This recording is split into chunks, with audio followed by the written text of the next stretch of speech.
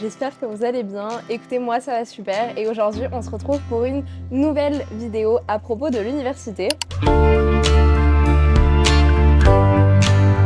Il fait extrêmement chaud le jour où je filme cette vidéo, mais j'avais vraiment envie de filmer, donc j'ai de quoi m'hydrater. J'ai ma tablette et c'est parti pour répondre à vos questions sur l'université. J'ai sélectionné 20 questions que vous m'avez posées sur Instagram. N'hésitez pas à aller voir sur mon compte, c'est là où je suis quasiment le plus active. J'avais envie de faire la partie 2 de la vidéo que j'avais faite l'an dernier à propos de mon bilan sur ma L1. J'ai sélectionné des questions différentes, des sujets que je n'avais pas abordés dans la première vidéo. Donc voilà, j'espère que ça vous plaira et c'est parti. Alors, la première question, est-ce que tu as senti une différence de niveau entre la L1 et la L2? Faut savoir que j'avais été assez déçue du bilan de ma L1. J'avais pas eu les notes attendues, j'avais un peu ramé au deuxième semestre. C'était un peu une année compliquée parce que la L1 c'est beaucoup d'adaptation, un nouveau rythme, souvent une nouvelle vie. Vous commencez à devenir un adulte, vous avez des nouvelles responsabilités que vous n'aviez pas chez vos parents. C'était une année très axée sur de nouvelles habitudes. J'ai eu un peu de mal à prendre ce nouveau rythme. Du coup, pendant les vacances d'été de l'année dernière, je me suis dit, ne refais surtout pas les mêmes erreurs que tu as faites. Et c'est là que j'ai développé une nouvelle méthodologie, je me suis remise en question. Je vous avoue que j'ai pris plus facilement mon rythme en L2. Je trouve que la L2, c'était un rythme plus intense parce qu'il y avait des matières un peu plus compliquées, axées sur la réflexion et moins sur l'apprentissage et des choses concrètes. Comme j'avais su me remettre en question, j'ai mieux appréhendé l'année scolaire.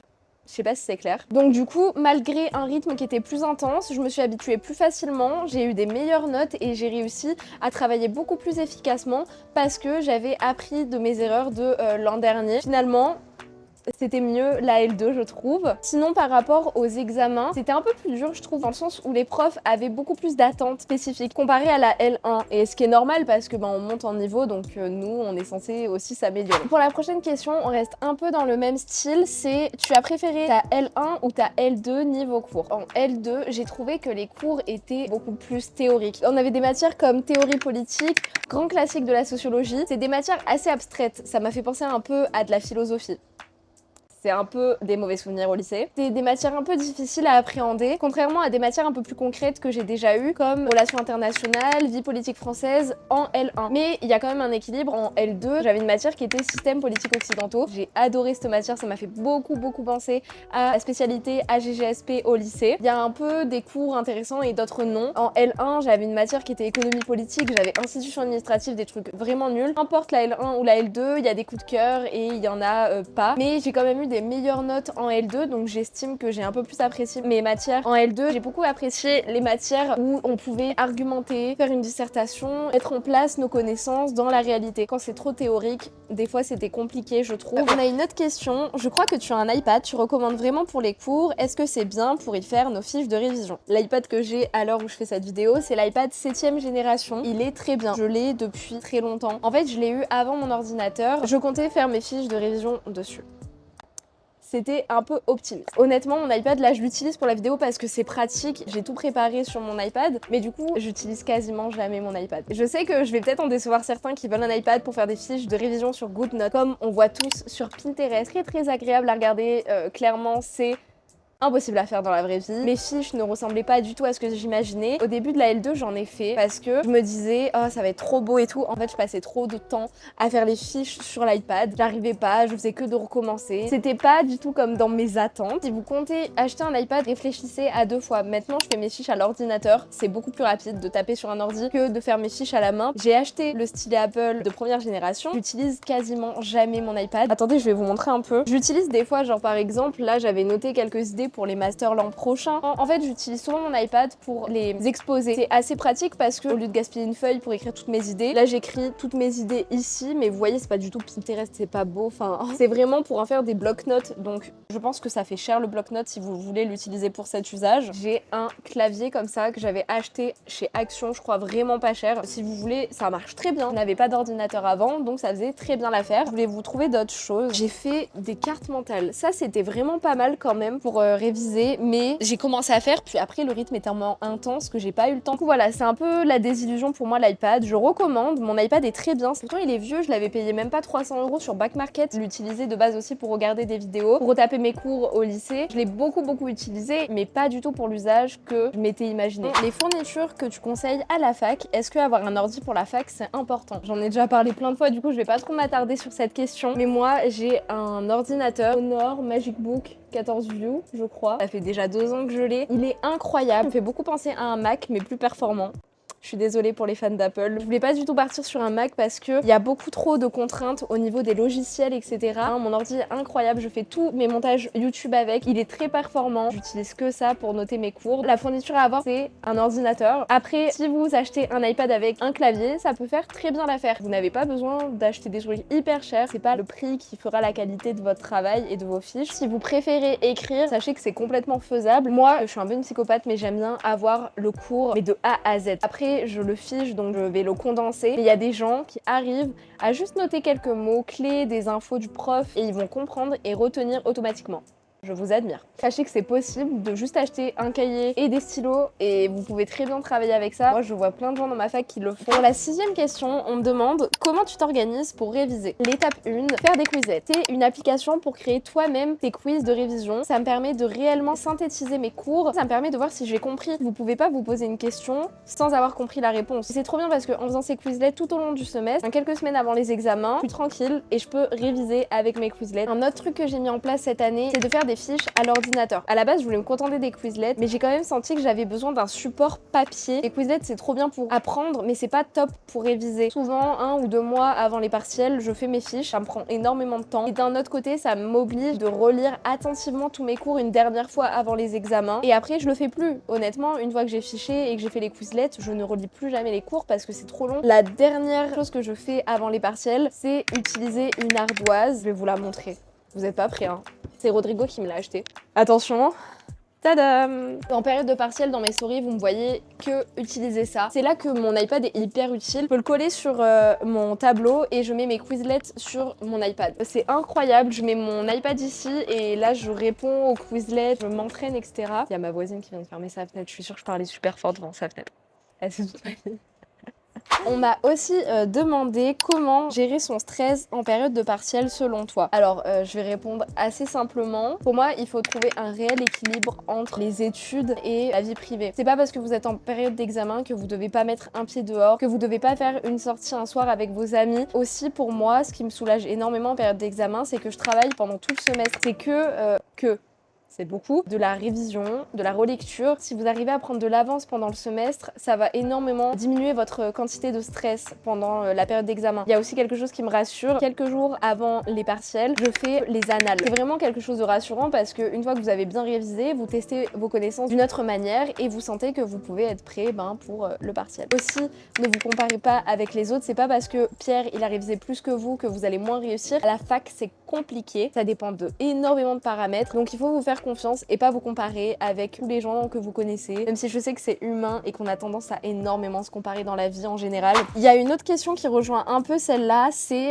comment tu arrives à te motiver et à rester focus. Pour moi, il faut vraiment s'écouter. Quand il y a un moment où je suis pas du tout motivée et que je vais m'asseoir à mon bureau et que je vais pas avancer dans mon travail, je vais procrastiner, que je vais être lente, que je vais être aigrie en travaillant, je ferme mon ordi et je vais faire autre chose. Ça fait un bien fou. Quand vous avez un élan de motivation, vous allez faire en 2 heures ce que vous auriez mis 5 heures à faire si vous aviez forcé la chose. Il y a aussi beaucoup de discipline. Des fois, j'ai pas envie, mais je me force. Si vous voyez qu'il n'y a pas besoin de forcer, que vous y arriverez pas, vous faites autre chose. Un autre truc pour rester concentré, moi je mets de la musique, ça me permet de rester dans ma bulle et aussi avoir mon téléphone qui est utilisé. Donc je vais avoir moins tendance à le prendre, à me déconcentrer. J'ai pas eu de DU à faire pendant ma licence, ça consiste en quoi? Alors c'est vrai que sur YouTube j'en ai pas parlé, mais j'ai fait un DU cette année en parallèle de ma licence. Un DU, qu'est-ce que c'est? C'est un diplôme universitaire qui nous permet de nous spécialiser dans un domaine. Par exemple, moi j'ai fait un DU en collecte de fonds et en communication à l'international. Je l'ai fait en anglais, c'était hyper enrichissant. J'ai eu mention très bien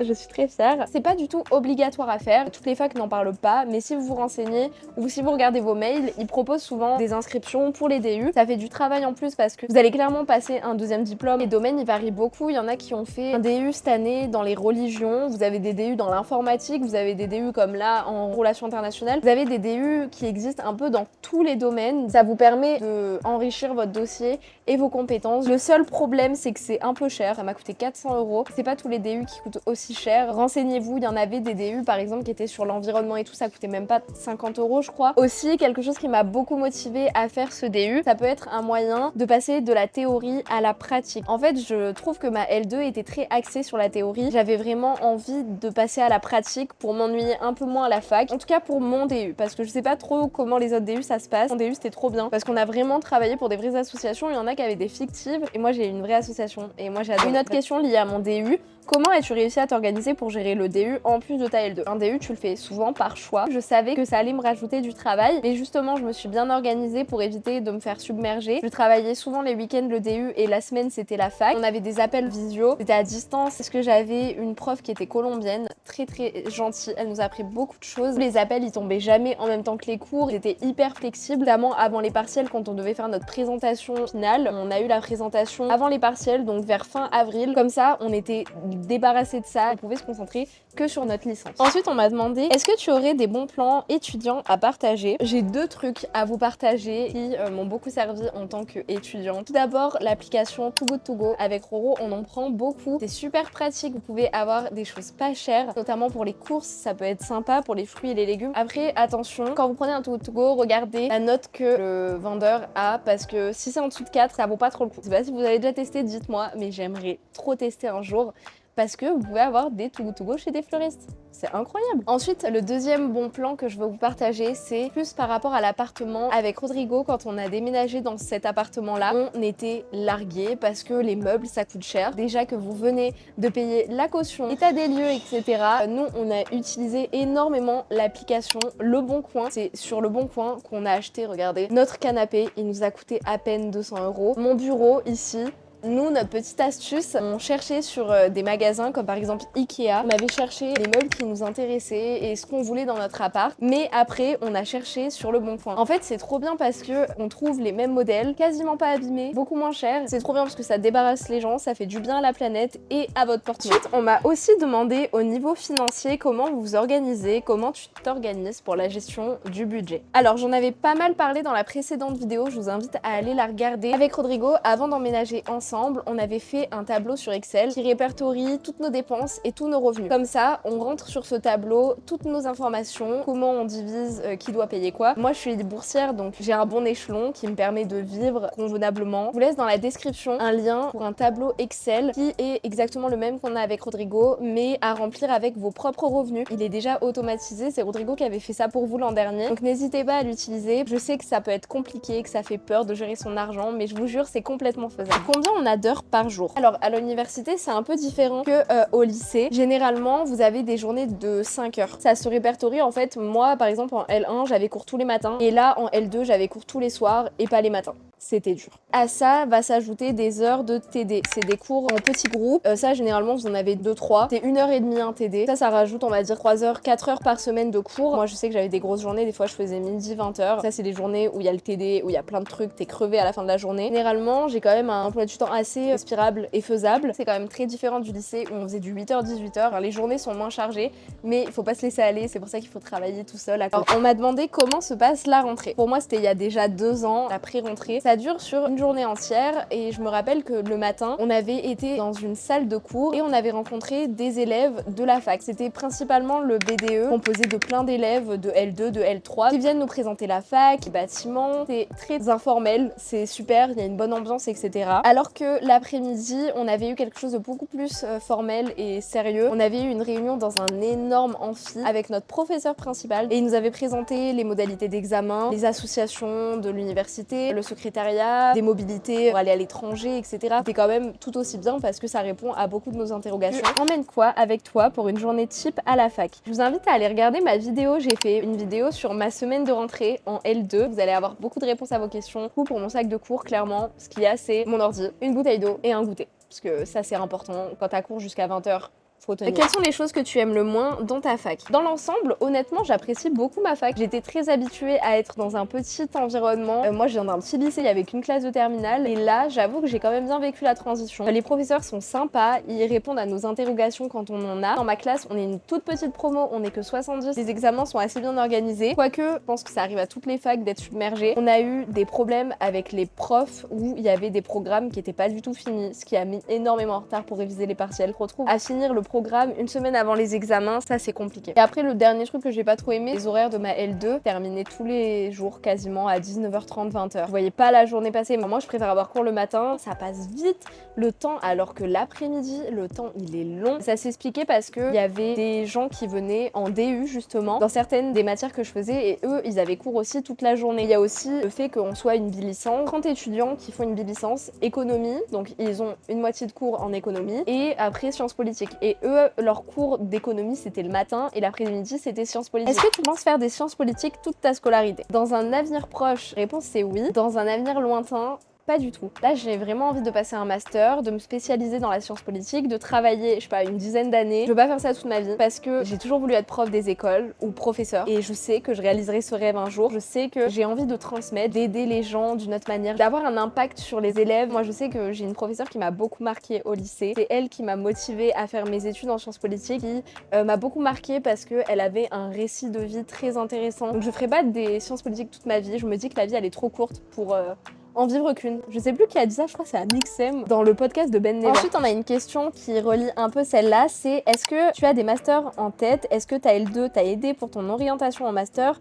ou tu es toujours un peu perdu? Honnêtement, là, je vous fais cette vidéo très confiante de mon avenir alors que il y a 2 jours, je paniquais. En fait, j'ai très peur de la sélection en master. Parcoursup, pour moi, ça s'était très bien passé. Ça me fait un peu peur parce que j'ai l'impression que pour les masters, il y a vraiment pas beaucoup de places. Je comprends pas pourquoi on met si peu de places en master alors qu'il y a des centaines et des centaines de places en licence. Ça n'a aucun sens. Et du coup, ma L2 m'a pas forcément aidée parce que je sais dans quel domaine travailler, mais je sais pas quel métier faire. Grâce au DU, je sais vers quelle direction je vais, mais je ne sais pas quel métier choisir. J'aimerais surtout me concentrer sur un master dans le développement, dans l'associatif et dans l'humanitaire. Hier, j'ai fait des recherches. Attendez, je vais vous montrer. Là, vous avez toutes les idées de master que j'ai. Je vais vous lister un peu les masters qui m'intéressent. Ok, on verra dans un an où je serai prise. J'ai un master en politique publique dans ma fac et en fait c'est mon prof de DU qui le fait. Ça serait un master en coopération internationale et développement, hyper intéressant. Il y a un master en études de développement, c'est un parcours sur alter développement et territoire. Il est axé sur les pays d'Amérique du Sud et les pays d'Afrique. Moi l'avenir c'est vraiment les pays du Sud. Je suis très touchée par ça à cause du Brésil. Rodrigo, je vois son pays à quel point il est riche, à quel point les gens ont une culture incroyable. Ensuite il y a un master en études internationales et européennes. C'est spécialisé dans l'histoire, les relations internationales et les sciences sociales. Du coup voilà, vous voyez un peu où je veux aller. J'espère rester à Montpellier l'année prochaine, mais on en reparlera dans une autre vidéo. À mon avis, je vous ferai une vidéo dédiée à mon parcours avec les masters l'année prochaine. Enfin, la dernière question, c'est comment on arrive à se faire des amis en études sup? Comment concilier la vie étudiante